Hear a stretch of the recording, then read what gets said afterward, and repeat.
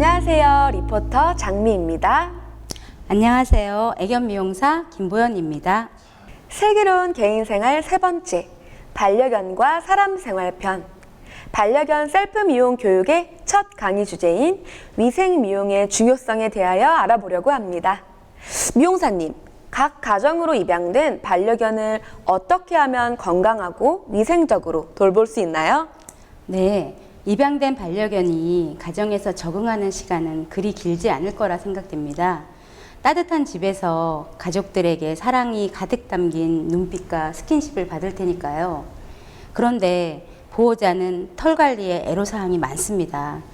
관리에 소홀하면 털날림도 생기고 방치하면 반려견은 피부 질환까지 생길 테니까 평소에 관리가 중요하다고 생각됩니다. 네, 반려견에게 털이란 혹시 어떤 의미일까요? 네, 일단 털의 생김새나 색상으로 견종을 표현하는 상징이겠죠. 개나 고양이의 털은 생명을 유지해주는 중요한 기능을 합니다. 체온을 유지해주고 해충이나 유해세균, 자외선으로부터 피부를 보호하는 역할을 하죠.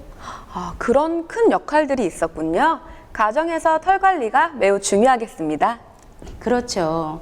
단순히 실내 위생상 털 관리뿐만이 아니라 반려인과 반려견의 건강을 위해서라도 반드시 숙지하고 배워야 하는 기본 중의 기본입니다. 네, 그러면 털의 특성부터 알아봐야 될까요? 네, 사람은 매일매일 머리를 감고 해도 하루 평균 머리카락이 50개에서 100개 정도 빠진다고 하는데 반려견은 온몸이 털로 둘러싸여 있는데 그 숫자는 크겠죠. 네. 다만 빠지면서 털과 털 사이 틈새에 걸쳐져 있어서 몸 밖으로 이탈되는 숫자는 적고요. 그 털들이 털 엉킴을 가져오고 반려견이 전신을 후둑 턴다거나 할 때 다량으로 날리는 것을 볼 수 있겠어요. 네, 저도 본 것 같아요. 저희 집 강아지가 이렇게 목욕 후에 털을 이렇게 털 때 그때 이렇게 털이 사방으로 날리더라고요. 그렇죠. 네, 모근에서 이탈된 털들이 개가 움직일 때마다 조금씩 떨어지는 것이고요. 그 털들은 매일매일 브러싱을 해주면 어렵지 않게 관리할 수 있습니다. 네, 그렇군요. 그럼 브러싱에 대해서 알아보도록 하겠습니다. 먼저 브러싱 도구를 보시면 핀 끝이 안전하게 코팅이 된 이렇게 생긴 슬리커 브러쉬가 있고요. 그리고 콤이라고 하는 일자 빗이 있습니다. 이 도구의 사용을 간단히 설명드리면요. 브러싱은 크게 평상시와 목욕 전후 하는 것으로 나눌 수 있는데요. 먼저 슬리커 브러쉬는 목욕 후 털 말릴 때 털 사이에 끼어있는 털들을 모으는 데 쓰입니다.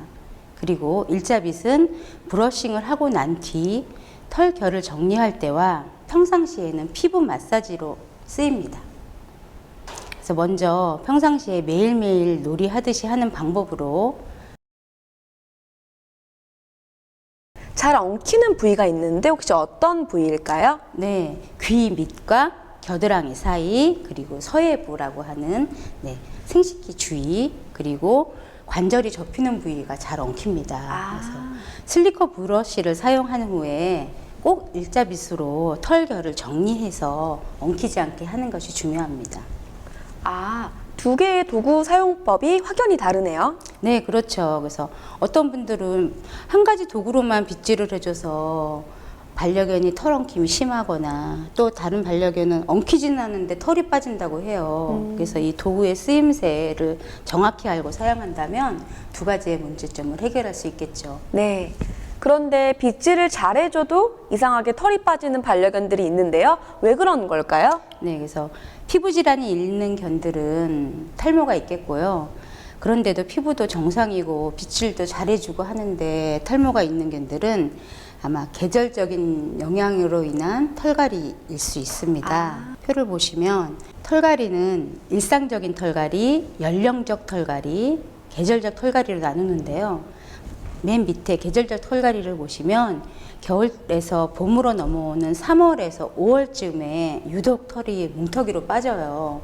그래서 이것은 시원하게 여름을 보내기 위해서 속털을 자기가 스스로 빠지게 하는 건데요. 네. 특히 이때 실외에서 생활하는 반려견이나 포메라니언처럼 촘촘한 털을 가진 견종은 브러싱을 신경 써서 해야 됩니다. 그렇군요.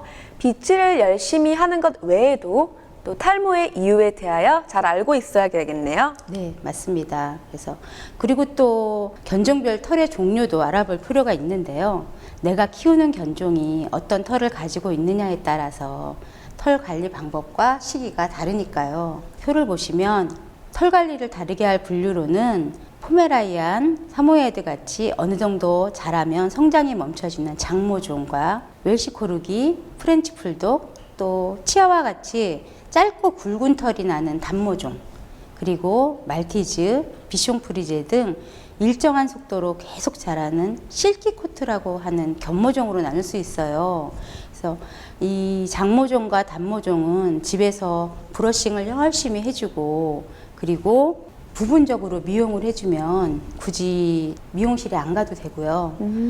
우리가 많이 키우는 이 견모종들은 브러싱과 부분 미용을 하면서도 2, 3개월에 한 번씩 꼭 미용실을 방문해서 전체적으로 미용 관리를 받을 필요가 있겠습니다. 아, 우리 집 반려견이 어떤 털을 가지고 있느냐를 알면 미용이 필요한 시기를 쉽게 이해할 수 있겠네요. 네, 그렇습니다.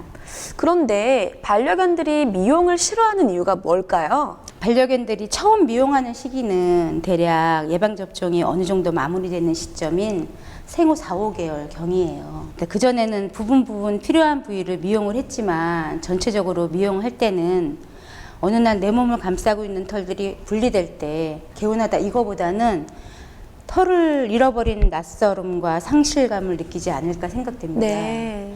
그래서 반려견의 지능을 3세경의 어린아이로 본다면 낯선 환경, 소리, 또 낯선 막 행동 이런 것들은 모든 것이 불안함으로 연결되겠죠. 그래서 평소에 집에서 하는 브러싱 등을 놀이로 해서 재밌게 하는 것이 필요합니다. 아, 재밌게 놀이로요. 그러면 일단 반려견들이 좋아할 만한 무엇인가를 찾아야겠네요. 엄마표 육포가 아닐까요? 네. 그래서 반려견이 가장 좋아하는 것이 먹는 거. 엄마표 육포고요. 매일매일 브러싱할 때, 목욕할 때, 그리고 양치질 할 때 육포를 옆에 두고 끝나면 한 개씩 내가 먹을 수 있다. 그걸 알려주면 되겠죠. 그래서 이것은 긍정 강화 훈련이라고도 하는데 이 효과가 아주 큽니다. 오, 그러면 또 다른 주의사항이 있을까요? 네, 제가 일선에 있을 때 가장 문제시 되었던 게 어린아이들이 하는 베넷 미용과 그리고 노령견 미용이었어요. 입양견들은 아마도 건전한 미용 환경을 경험했을 가능성이 적겠고요. 그래서 미용 트라우마를 가진 견들은 꽤 있을 거라고 생각이 됩니다. 베넷 미용을 하는 유견들은 생각보다 부드러운 피부, 그리고 아직 단단하지 못한 골격들을 조심해서 미용을 하고 해야 되고요. 노령견들은 미용 트라우마보다는 관절에 노화로 인한 관절을 보호한다는 생각으로 조심해서 미용에 임해야 되겠고, 그리고 그 입양견들이 갖고 있는 미용 트라우마가 있을 수 있으니까 서두르지 말고, 그리고 또 예쁘게 안 해도 되잖아요, 집에서는. 네. 그래서 살살 아이들 달래가면서 맛있는 육포 하나씩 입에 넣어주면서 재미있게 익숙해지게 미용하는 것이 중요하다고 봅니다. 네, 그렇군요. 어린 반려견도 나이 든 반려견도 특히 조심해서 미용해야 하는 걸 강조해 주셨습니다. 그럼 사용할 도구들을 알아볼까요? 네, 먼저 준비한 도구를 보시면요. 클리퍼, 브러쉬, 일자빗, 그리고 민가위, 숫가위라고 하는 가위 2종류, 발톱깎기, 면봉, 귀세정제, 발톱 다듬기, 타올, 드라이기, 그리고 간식통이 있습니다. 여기에 금속류들이 많이 있는데요. 이것은 사용하고 오일 세정제 등으로 관리를 하셔야 오래 사용할 수 있다는 거 꼭 기억하시고요. 아, 많은 도구들이 이 준비도 필요하지만 도구의 관리도 잘 알아야 되는군요. 네, 맞습니다. 네, 잘 알았습니다. 다음번 배울 기초위생 미용을 배우는 시간이 굉장히 기대가 됩니다. 감사합니다. 오늘 반려견의 털의 특성과 미용 전 주의사항에 대하여 배워보았는데요.